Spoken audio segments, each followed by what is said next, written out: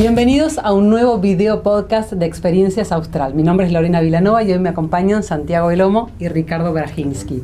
Santiago es decano de la Escuela de Educación de la Universidad Austral y Ricardo es editor de Educación del diario Clarín, ejerce el periodismo hace más de 25 años. Bienvenidos a los dos, un placer que estén aquí conmigo. Gracias. Muchas gracias. Bueno, vamos a hablar de inteligencia artificial, de educación, y la primera pregunta que quiero hacerles a los dos es una pregunta que yo mismo le hice a ChatGPT para ver cuál sería la pregunta más relevante que podría hacerles a dos personas especialistas en educación y en inteligencia artificial. Que la pregunta es la siguiente: ¿cuáles son las estrategias más efectivas para integrar la inteligencia artificial en la enseñanza, garantizando tanto la personalización del aprendizaje como el fortalecimiento de las habilidades socioemocionales de los estudiantes sin deshumanizar el proceso educativo? Y ahí lo dejo. No, te voy a decir que ChatGPT de periodismo mucho no sabe, porque es una pregunta tan larga, hay que ser más directo, más incisivo.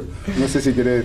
Mirá, vos ya hiciste tu análisis periodístico. A mí me surgían preguntas de la pregunta. Digo, Okay. ¿por qué hizo esa pregunta en este modelo de lenguaje grande? Y ya la respuesta a eso es interesante. Hay una serie de conceptos que, por cómo funciona la inteligencia artificial generativa, que va buscando, por así decir, nubes de palabras interconectadas, palabras que activan otras palabras. Cuando vos le preguntas a IA sobre educación, te lleva enseguida a la palabra personalización. Okay. Aparece la preocupación de lo socioemocional, porque la relación hombre-máquina sola parece no abarcar ese capítulo, y aparece también esta cuestión de la deshumanización, por una cuestión de probabilidad matemática. Digamos, los textos de los que se nutre o con los que fue entrenado le llevan a esas, y son tres conceptos clave de los que espero que podamos hablar en este podcast.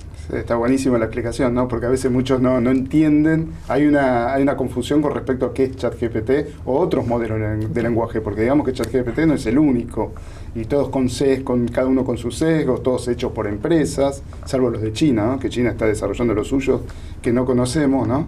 Que ahí está metido el Estado además, pero es esto, ¿no? Es una probabilidad detrás de otra, y es gracioso porque hace poco la expresidenta, por ejemplo, puso el fallo y dijo, ChatGPT dice que esto está mal resuelto, como si fuera una autoridad, ¿no? Claro.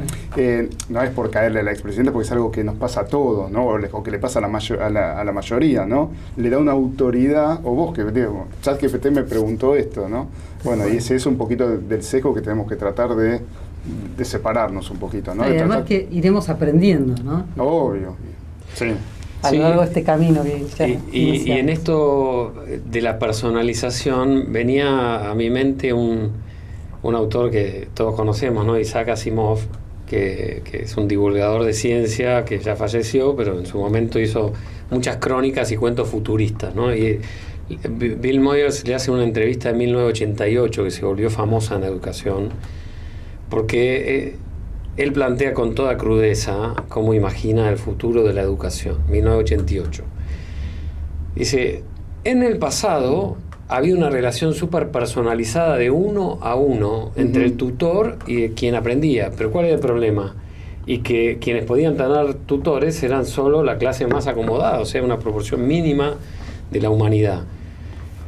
Después vino el modelo de uno a muchos, que es el de la escuela moderna, donde se garantizó el acceso a la educación de mucha más gente con el costo de la despersonalización, cierta homogeneización. Pero en el futuro, dice él, habiendo una máquina en cada hogar, cada estudiante sentado ante una máquina, todas conectadas entre sí, con acceso al vasto conocimiento de la humanidad, vamos a poder tener relación de uno a uno, donde la máquina le va a poder enseñar al ritmo, con los temas y en el lugar que el alumno desee. Y eso va a ser personalización plena. 1988, uno lee cualquier artículo de lo que sería hoy la literatura o el discurso dominante sobre IA y educación y te cita casi textual el mismo concepto de Isaac Asimov. Y eso es lo que vale la pena discutir, si estamos en el umbral de esa nueva educación personalizada, donde algunos dicen ya la escuela o la universidad ¿qué sentido tienen? Porque responden al viejo modelo. Bueno, yo creo que a mí me parece que se va a llegar a algo así. Que no, hoy no puede ni ChatGPT ni esos modelos, pero quienes conocen del tema, no sé, yo sigo y pregunto a los que saben, ¿no? Dice que bueno, lo que se viene, que se llama inteligencia artificial general y superinteligencia, son otros modelos más potentes que incluso están desarrollando ahora todas estas grandes compañías, van a poder, porque lo que pasa ahora es que no puede haber un maestro porque lo que no tiene es memoria de largo plazo, ¿no? Vos entras a ChatGPT o cualquiera de estos modelos, le haces preguntas, pero si lo agarras otro día no se acuerda.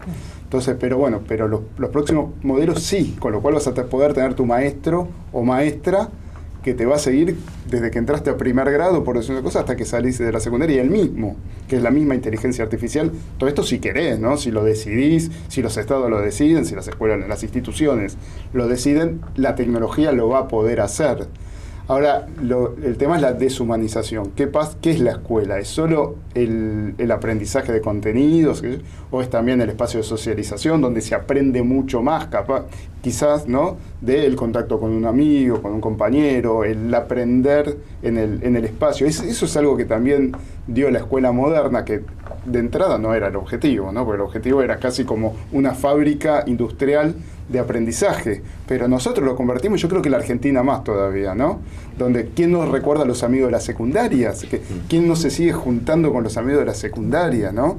Eso es algo, y eso, bueno, eso me parece que es un valor que tiene la educación que se va a tener que complementar, ¿no? Una cosa mala a otra. Lo presencial, ¿no? Lo presencial y lo vivencial. vivencial. Fíjate lo que disparó una sola pregunta de eso. Pero han salido todos los temas. Impresionante. Personalización, la importancia de lo socioemocional, y esta gran discusión que hasta tiene algo de filosófico de si la inteligencia artificial va a llegar a emular o superar el modo de conocimiento humano, que bueno, es otro tema fantástico del que bueno, se desprenden consecuencias para la educación actual y futura. Bueno, y ahí ya con este cierre me dan el pie para hacer la segunda pregunta, que es, ya situándonos en nuestro país, ¿cómo creen que se percibe el impacto de la inteligencia artificial en los sistemas educativos de Argentina? Sí, yo lo que veo es que hay mucho interés y mucha preocupación. Pasa en el mundo, en la educación y pasa en la sociedad en general, ¿no? Eso lo vemos en los medios, ¿no? Las notas sobre inteligencia artificial son leídas, ¿no? Hay mucho interés, yo creo que hay miedo, hay ¿no? cautela, desconocimiento, qué es lo que va a pasar, ¿no? Y creo que en el sistema educativo, que es la pregunta, pasa lo mismo, ¿no? Los docentes, cada vez que hay algún evento sobre inteligencia artificial, asisten. Pasó hace poco en la Universidad Austral, está lleno de gente, como que hay mucho interés, se sigue, cada vez se usa más. Ese es otro dato, porque cuando arrancó esto, diciembre del 2022, había mucho interés, pero se usaba poco, por lo menos por los docentes. Hay Bilinkis, creo que hace encuestas, que sigue, y ahora cada vez se usa más, ¿no? Entonces yo veo que cada vez hay más foco, pero bueno, como todos, no se sabe tanto. Hablando de encuestas, en los distintos encuentros, que uno fue el de la semana pasada, de inteligencia artificial y alfabetización, uno va viendo este interés creciente. Yo ya llevo como más de 1000 encuestados de educación, preguntándoles explícitamente una batería de preguntas. Hay dos de ellas que son las iniciales. Una es cuánto conocen y tienen que categorizarse en nivel de expertise, autopercepción. Autopercepción sobre el grado de conocimiento sobre inteligencia artificial, y el 60%, más del 60%, se ubica en el básico y nulo. Ahí se distribuye la mayor proporción de educadores de distintos niveles. Y la pregunta inmediata siguiente es: ¿cuánto has usado o cómo te calificarías en términos de uso de la inteligencia artificial para educación, no para la vida diaria y demás?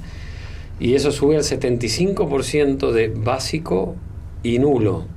Como tuve oportunidad de hacer además esta encuesta en Europa, y donde había gente de países asiáticos, también noté una diferencia muy grande entre Europa y países asiáticos. hay más proporción de expertos. Los únicos que se colocaron o se autoconsideraron expertos vienen de esos países. Acá la mayoría se declara todavía muy novicio en el tema. Acá lo interesante es que los estudiantes no, me parece, ¿no? Y entonces me parece que ahí son donde los docentes van a tener que apurarse, claro, pero porque ¿qué estudiante no lo usa? Claro. No conozco uno que no lo use. Pregunta entonces a los docentes sobre cuánto creen que usan los estudiantes, y todos han contestado mayoritariamente, arriba del 80%, muy frecuentemente. O sea, tienen conciencia. Y ahora estamos haciendo el cruce, estamos haciendo en espejo las encuestas a los estudiantes para que digan cuánto la usan y cuánto creen que la usan los profes. Y ese dato se los debo, pero va a ser bastante lo vamos a querer jugoso. Saber. Claro. Porque es el cruce de la información. Sí, y quisiera sumar en términos de vivencia, miedo, sí, expectativa también. O sea, también declaran que los que lo han usado, aunque sea poco, los resultados han sido buenos, tendiendo a muy buenos. No hay una imagen de bueno, esto es un desastre, sí, en alguno cierto temor. La nota general para mí es que no se dimensiona la magnitud del quiebre que representa. Algunos siguen viendo a la IA como una suerte de super buscador, un super Google, y de hecho usan la inteligencia artificial para hacerle preguntas y se quejan por las alucinaciones de la inteligencia artificial, que parten de la base que si vos le haces una pregunta sobre la cual no tiene suficiente información, está seteado. Recuerden que esto es matemática, son algoritmos, tiene que darte una respuesta, claro, la que sea probabilísticamente más cercana, y si no tiene, sale algo. Entonces, no, porque miente, digo, como si tuviera capacidad de mentir. Claro. Como si fuera una persona. Se la llaman alucinaciones. Sí. Es que no es la principal fortaleza de la inteligencia artificial generativa, que es la que mayoritariamente se conoce, el traerte información. Para eso andaba un buscador. Entonces, hay ahí una dimensión desconocida de lo que verdaderamente puede cambiar la historia de la educación, y veremos en qué sentido, y si es para bien o no tanto, o qué desafíos y sombras puede traer esta transformación, ¿no? Y si tuviesen que decir qué ventaja o riesgos ven en el uso de la inteligencia artificial para la evaluación y seguimiento del rendimiento de los alumnos. ¿Alguna que se les venga ahora como a la cabeza? A ver, para la evaluación yo creo que es un desafío para los docentes, ¿no? Porque evaluar un trabajo que pueda hacer una inteligencia artificial, me parece que, o sea, el desafío es que el dar contenidos, solamente contenidos a la forma tradicional, que son contenidos que se pueden obtener en internet y mucho más con la inteligencia artificial, no tiene ningún sentido, porque el mismo estudiante lo pregunta y lo obtiene al instante. Entonces el desafío es quizás hacer que los mismos estudiantes evalúen a lo que contesta la inteligencia artificial, por ejemplo. Esa podría ser una buena idea, para lo cual tienen que conocer de un tema. Entonces me parece que pasa por ahí, ¿no? Ahí Ricardo es conocedor de las discusiones sobre evaluación a nivel sistema, ¿no? Uh-huh. Que hablábamos antes, ¿no? De la precariedad de los datos en Argentina, de los datos sobre los alumnos. Entonces hay una potencialidad de lo digital en general y de la IA para, si se cuenta con los datos, hacer, por ejemplo, análisis predictivo, donde sea en la universidad, sea en la escuela, sobre todo en el sistema público, a partir de ciertos datos, ya la inteligencia artificial te puede decir, ojo, con este grupo de estudiantes tienen más chances de desertar la escuela o que les vaya mal en tal competencia y demás. Esa capacidad ya se está explorando y fue parte del debate de la semana pasada. Tendría que ver con el capítulo de uso de la IA para la gestión educativa. Cuando ya la metés en el aula, hay como dos dimensiones. Una es el uso del docente, que a su vez se abre en un abanico. Uso del docente para generar recursos educativos. Bueno, el otro día armé un avatar mío con mi foto en 5 minutos y sin pagar un peso. Obviamente me dejó solo usar el avatar para 1 minuto de audio. El primero te lo regalan. Claro.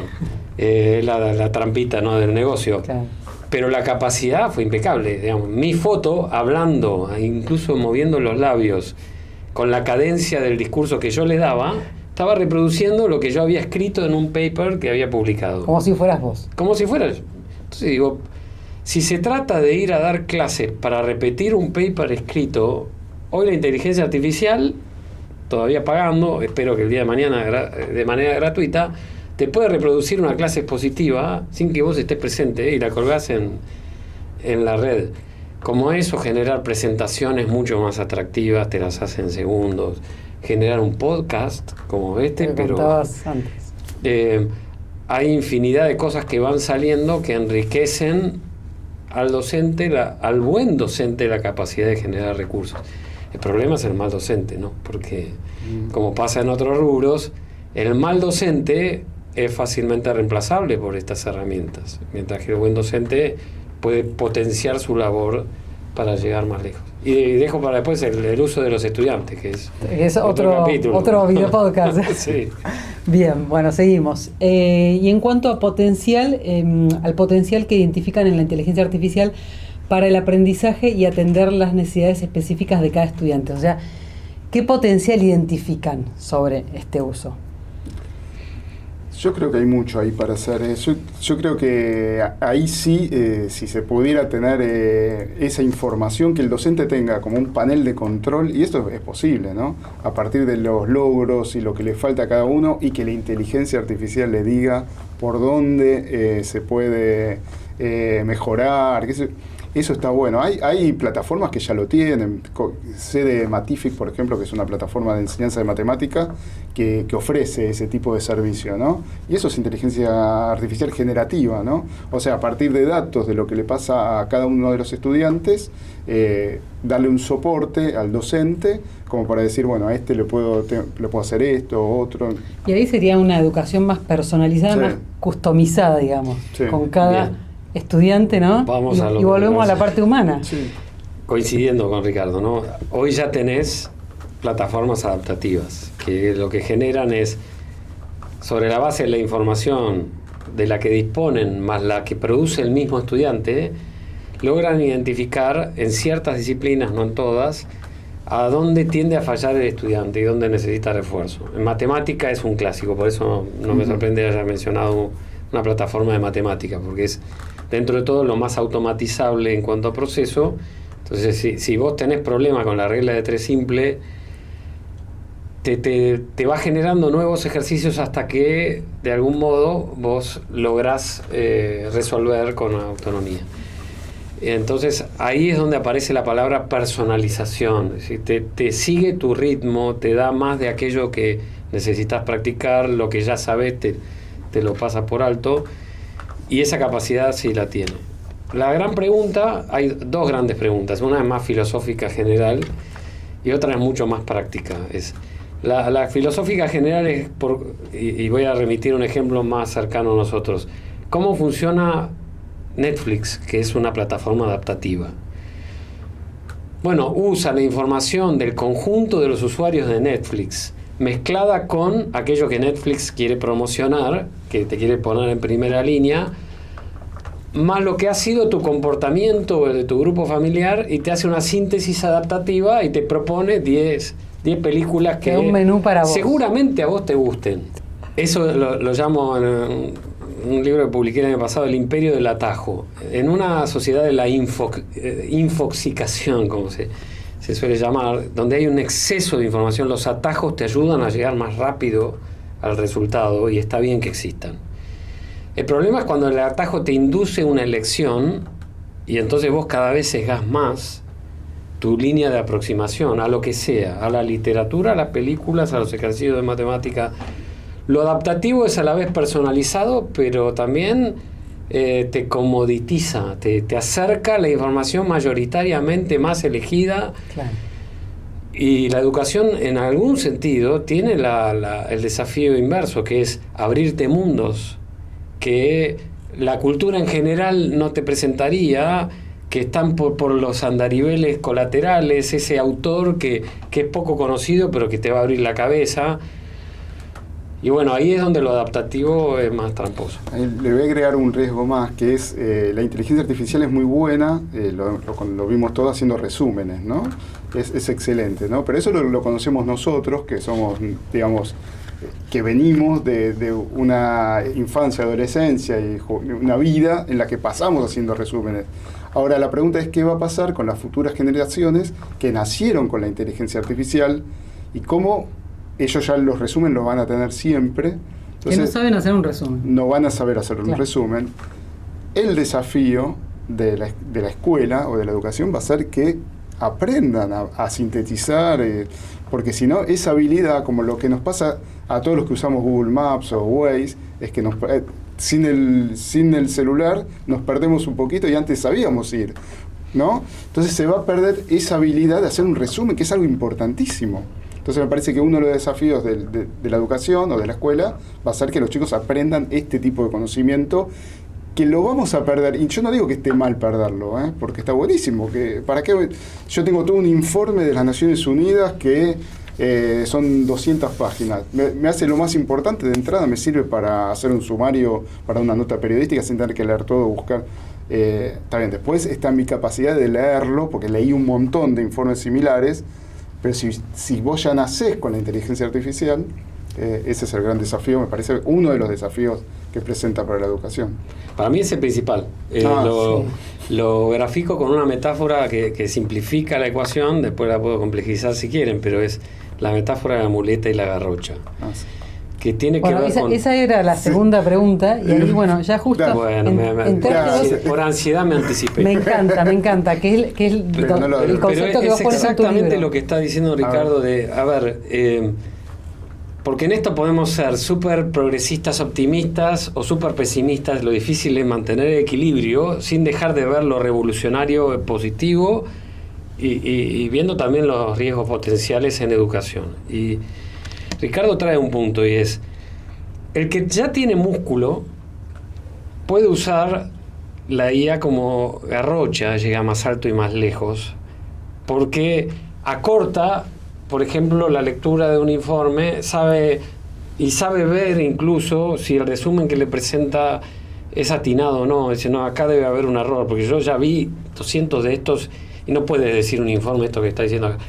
¿Qué problema tiene? ¿Cuál es el problema del que no ha leído un solo informe? Que no tiene criterios de discernimiento, no tiene habilidades, no tiene músculo.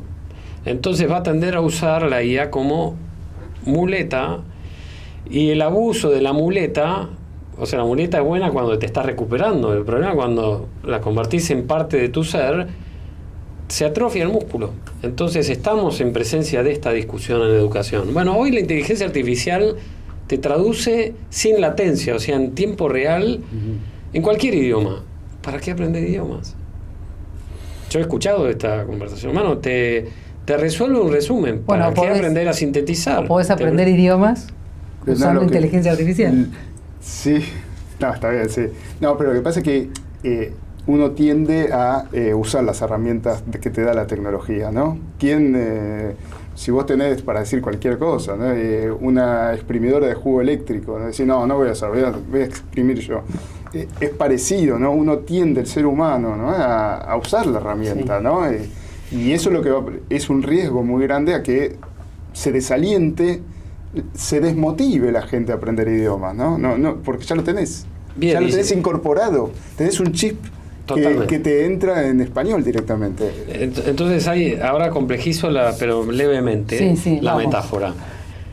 Hay autores que distinguen como 3 niveles de tipo de uso: el de reemplazo, replacer, el de shortcut, o sea, el de atajo, y el de potenciación, enhancer.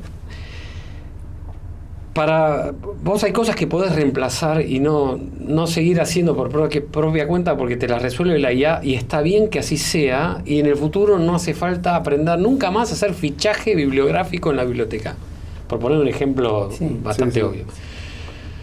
Después tenés en el otro extremo lo que mencionábamos, o sea, que teniendo músculo sabe potenciar su rol y llega mucho más lejos, porque le pide a la IA que le genere un gráfico con resultados de investigación o resultado de un informe de mercado y los analiza mucho mejor y sabe ver detrás de cada cosa. Y en el medio está la posibilidad de reemplazar en algo que convendría o necesitarías tener para usarla como potenciación. Si vos no tenés capacidad de síntesis, si vos no tenés capacidad de abstracción formal, que significa que entendés un concepto con independencia de ejemplos concretos, lo que Piaget llamaba pensamiento formal, si vos tenés dificultades para relacionar dos conceptos entre sí, ¿cómo vas a manejarte en el nivel de potenciación en cualquier área? Entonces, hoy la educación tiene este contraste, herramientas que te permitirían llegar lejísimos, pero en matemática, en el país, las escuelas más aventajadas, del 25% más rico del país, terminan el secundario con 36% de conocimientos básicos aprendidos, contra el último quintil. Este es un informe que salió hace algunas semanas de la Escuela de Educación. El quintil más pobre llega al 5% de los conocimientos básicos de matemática. Sí. Matemática es pensamiento lógico. Sí. Matemática es capacidad de programar. Matemática implica músculos intelectuales muy logrados.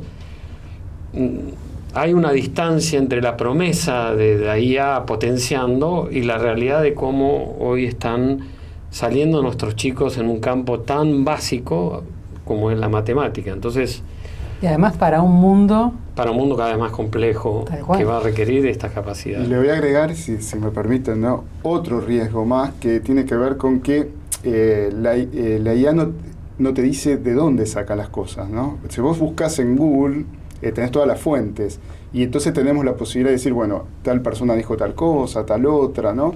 Y el que busca en Google, que cada vez menos gente busca en Google, porque buscan inteligencia artificial, y si uno proyecta un poquito, ya Google no lo va a buscar nadie. Incluso Google incorporó su inteligencia artificial, Gemini, a la primera respuesta. O sea, cada vez se va a discriminar menos cuál es la fuente de información de la cual se obtienen los datos, ¿no?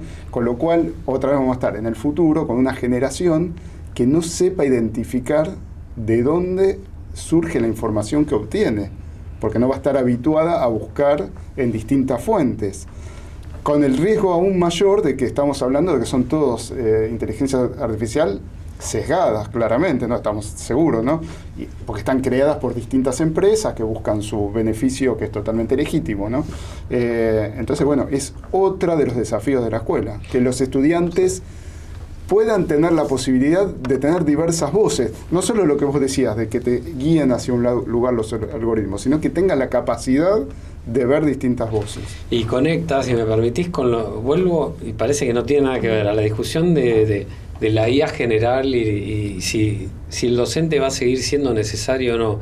En un mundo donde los fakes se convierte en el alimento natural, la posibilidad del fake que está a la mano, la capacidad de discernimiento de qué es verdadero o falso se limita, porque vos ya tenés videos de personas hablando, pero que no son reales. Todo eso te vuelve mucho más dependiente de la confianza en referentes. Y ahí es donde vuelvo a la idea del docente, pero del buen docente. Sí. ¿En qué medida el buen docente, creo yo, va a ser no solo irreemplazable, sino más indispensable que nunca? Totalmente. Porque el buen docente reúne como una triple ejemplaridad. En lo suyo ha leído y sabe tanto que confías en él, en que lo que te dice o la fuente que te recomienda seguramente va a funcionar. Que ese desde siempre ha sido así. El docente te presenta un atajo. Lee a tal y a tal, o mira tal cosa, tal otra, y vos decís, me lo dijo fulanito y confío en él. Y además te enseña no solo el contenido, te enseña un modo de pensar la vida. Digamos, el ingeniero enseña a ser ingeniero, el abogado enseña a pensar como abogado. Y su forma, Santiago, de transmitirte ese conocimiento. Exactamente. Eso conecta además con la ejemplaridad motivacional. Porque la máquina puede simular emociones, pero no tiene emociones genuinas, y nos damos cuenta enseguida. Es más, nos da cierto fastidio cuando nos tratan tan, pero tan bien. Bueno. Vos le corregís a la IA de un error y te pide disculpas, y después le decís, no, pero lo que yo te acabo de decir era un error y caíste en la trampa, te pido disculpas. Es como que demasiado artificial. El docente ejemplar transmite una emoción sobre lo que sabe y sobre la vinculación personal que te da ganas de aprender. Yo cuento de mis hijas, mi mujer y yo somos humanistas, y de nuestras hijas mayores que están en edad universitaria, 2 eligieron ciencias naturales.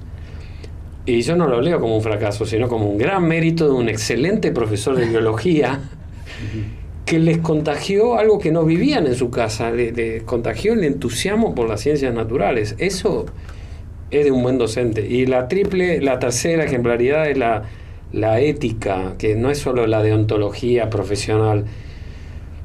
Un docente enseña a ser buena persona, o al menos lo que entiende, y lo enseña con su ejemplo, con su compromiso, con el mismo estudiante. Si le dedica esos 10 minutos de recreo que el docente también necesita para descansar, pero lo hace porque está comprometido personalmente, le está enseñando mucho más que el contenido de la disciplina, le está enseñando a ser solidario con alguien que necesita, a ser generoso con su tiempo.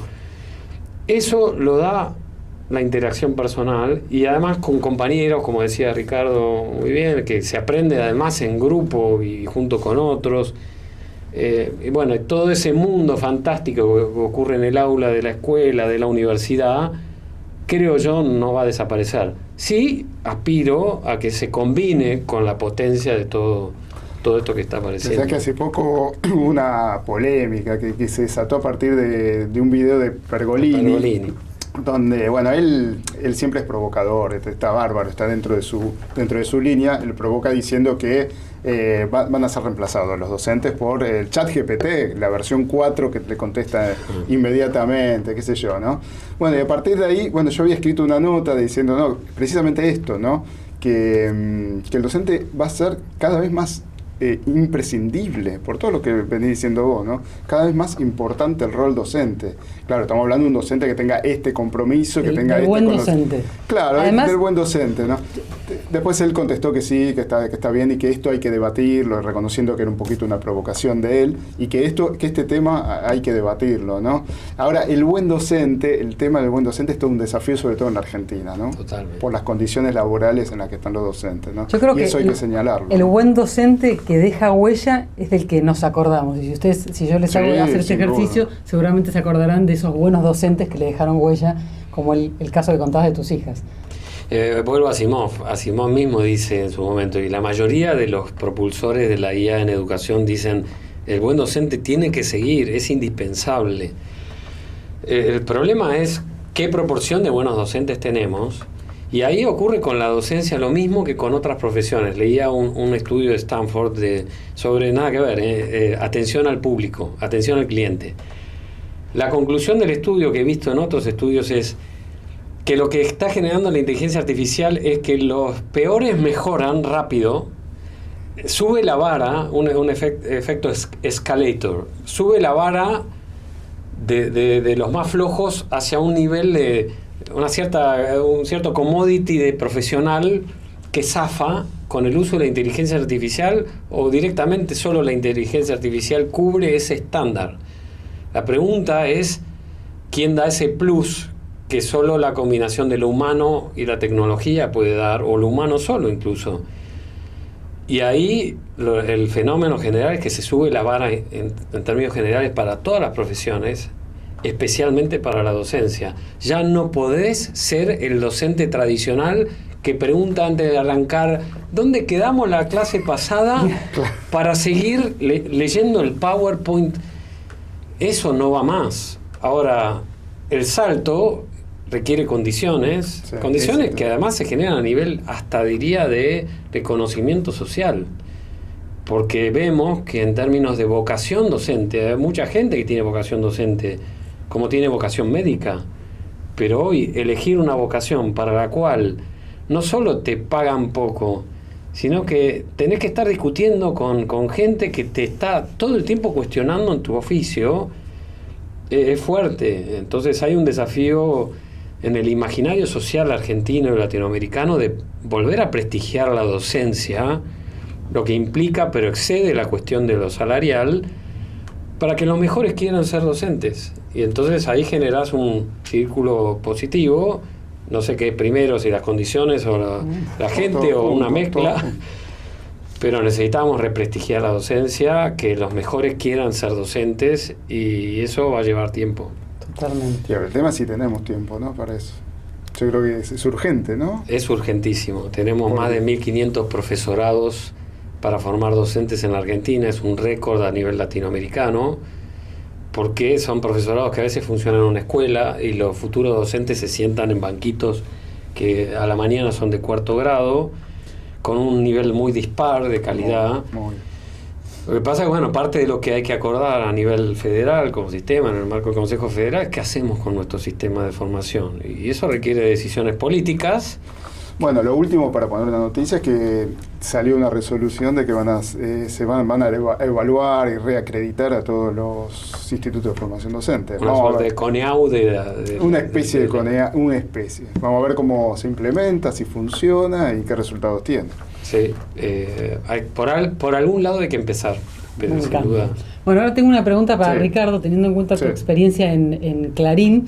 ¿Cómo percibís que los medios de comunicación pueden influir en la percepción pública sobre la implementación de la inteligencia artificial en las aulas y qué rol deberían jugar para promover un debate informado y equilibrado sobre uso y limitaciones? Sí, yo creo que lo que está pasando en los medios en general con la información, con la inteligencia artificial y con otros temas, ¿no? Es que hay una búsqueda muy fuerte por el byte, el clickbait, digamos. Para el que no lo entiende, es por forzar a que la gente haga clic, por la necesidad urgente también de los medios de generar tráfico, porque el modelo de negocio está muy comprometido. Y eso lleva muchas veces a banalizar, a generar títulos bastante banales con respecto a la inteligencia artificial. ¿Qué dice la inteligencia? ¿Cómo sería Caperucita si fuera rusa del 52? Cualquier cosa. Entonces, claro, y eso genera bytes porque la gente da la curiosidad y no hay tiempo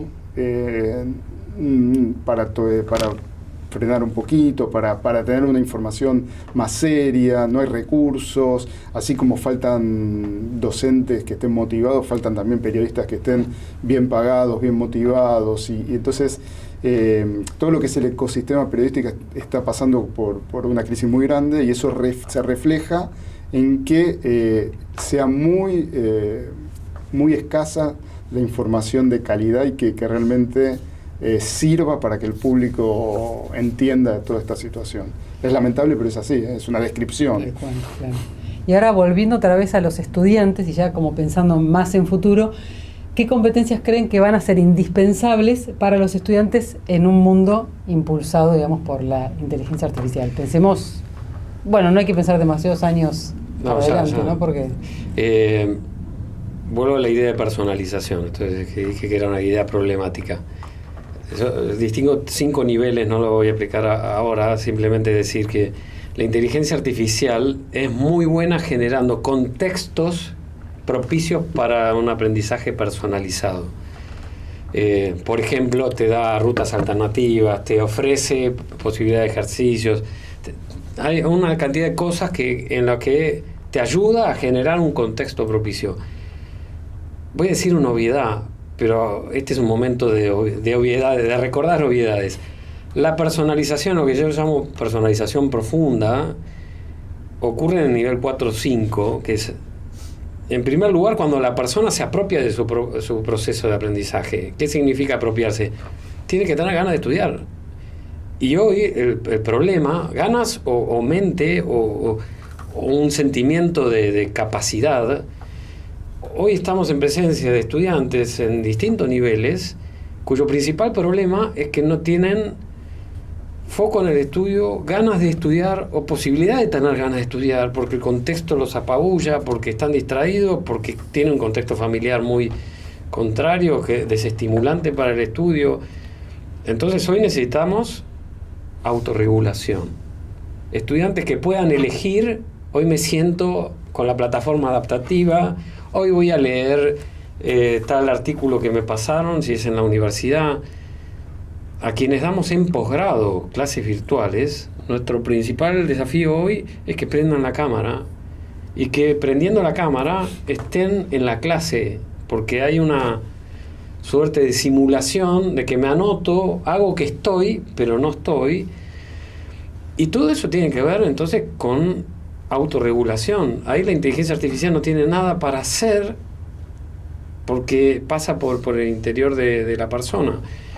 Entonces, si tuviera que señalar el desafío que es desde el inicio de la educación y que cada vez es más notorio, es ese, autorregulación del estudiante en función de una motivación por el estudio o el aprendizaje genuino, no para hacer de cuenta que se quiere estudiar. Sí, yo agregaría la crisis de atención que estamos viviendo. Hay un libro que se hizo muy famoso este año que se llama La generación ansiosa, que lo escribió un psicólogo estadounidense, no recuerdo ahora el nombre, que dice, bueno, que la tesis de él es que hay una crisis de ansiedad de los adolescentes, de problemas de salud mental en estos últimos años, y él lo vincula con todo lo que tiene que ver con la atención que te demandan los algoritmos y todas estas aplicaciones que son adictivas, ¿no? Que están diseñadas para que uno te genere dopamina y todo esto. Él lo liga una cosa con la otra. Hay algunos que le señalan que son dos cosas que sucedieron al mismo tiempo, pero no hay necesariamente una causa relacional, pero no importa, hay un problema ahí que tiene que ver con la atención. Y para aprender, bueno, esto lo dicen los neurocientíficos, uno de los principales factores para el cerebro es focalizar, prestar atención. Y bueno, entonces me parece que uno de los desafíos que también tienen los docentes, pero que tienen también los padres, si acá mira algún padre, a las familias, es tratar de generar esa atención, esto de correr un poquito el celular un tiempo, un rato, ¿no? Tratar de no estar uno también todo el tiempo con el celular, no digo que yo lo logre. Dando el ejemplo, ¿no? Gestionar el tiempo, lo que hablábamos antes, la dificultad de gestionar el tiempo y lograr de que los estudiantes tengan posibilidades de enfocar, de prestar atención, de leer, en lo posible leer libros, que el libro sea en papel o, bueno, un Kindle, ¿no? Que no esté conectado a internet, digamos, ¿no? No importa el papel, sino que no esté conectado a una notificación que te lleve a desatender, a distraerte, digamos, ¿no? Enfocarte en la lectura. Esto lo hablé con especialistas en neurociencia que dicen, bueno, que aprender, leer, no es algo que el cerebro, digamos, por la evolución lo tiene desde los últimos años de la especie, y es una acción activa, no es pasiva, ¿no? Entonces hay que lograr que el cerebro lea, que enfoque, y por lo menos tener 15, 20 minutos, una hora, y eso es lo que le cuesta mucho a los estudiantes, leer, y hay que tratar de que lean. Bueno, es un desafío, ¿no? Y leer es comprensión lectora, comprensión matemática. Por eso la crisis en comprensión lectora que tenemos. Entonces, en el fondo, el desafío del mundo futuro exige y presente entender la complejidad, poder trabajar con varias variables en simultáneo. Todo eso implica habilidades, músculos intelectuales que no se desarrollan espontáneamente, como bien decía Ricardo. Una cosa es la oralidad, que sí la aprendemos desde chiquito, otra cosa es encontrarse con un texto y decodificar qué hay detrás. Y ahí voy a lo de la inteligencia general. Si algo nos distingue como seres humanos de la inteligencia artificial, es que nosotros podemos entender qué hay detrás de los símbolos. Mientras que para la inteligencia artificial son símbolos que por procesamiento matemático van a escupir resultados complejos, pero no hay comprensión ahí. Esto que es distintivo nuestro, el riesgo es que hoy está debilitado paradójicamente por las mismas herramientas que hemos fabricado para hacernos la vida más fácil. Totalmente. Bueno, llegamos a la pregunta final. El título de este video podcast se llama Experiencia Austral, y me gustaría que me digan qué consideran que es una experiencia austral. En tu caso, sos de la casa, y en tu caso, ¿qué crees que puede ser una experiencia austral? Espera que le pregunto a ChatGPT a ver qué me dice. No hay tiempo. Mirá, la experiencia austral, desde que conozco la universidad y por lo que entiendo que es su misión, tiene que ver con el desarrollo de una relación personal en una comunidad académica que lo que busca es el florecimiento humano, el lograr, que sería como el quinto nivel de personalización que yo mencioné, lograr el mayor despliegue posible de las capacidades de la persona, y que esto se piensa siempre en relación humana, mediada o no por tecnología, pero siempre es una cuestión de personas que buscan el crecimiento mutuo, y en eso sí vivo y veo el sentido de comunidad y celebro este tipo de encuentros también porque son parte del pensarnos y reinventarnos con la tecnología, qué nuevos modos de encontrarnos ahí para seguir creciendo juntos.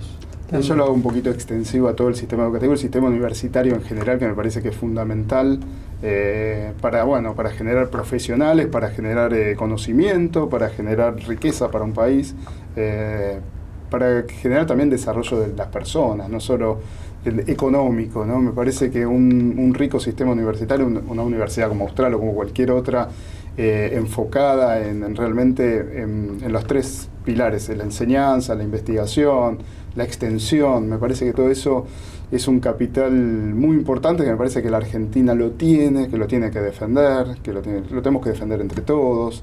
Me parece que es un valor que tenemos, que lo vemos con un montón de estudiantes que aún saliendo con dificultades de la secundaria, porque no los está formando como se merecen, hacen el esfuerzo de entrar a las universidades, las públicas, las privadas, cada uno por su recorrido familiar, por sus posibilidades, como quiera, pero los estudiantes hacen el esfuerzo de hacer el sistema universitario, es valorado por las familias y me parece que ahí está un poquito sintetizado, me parece lo más importante que tenemos que, la experiencia austral y todas las experiencias universitarias. Totalmente. Bueno, les agradezco enormemente que hayan estado aquí en Experiencias Austral y nos vemos en el mundo digital, si les parece. Buenísimo, bueno, muchas gracias. Espero que el algoritmo lleve esto. Totalmente, muchas gracias.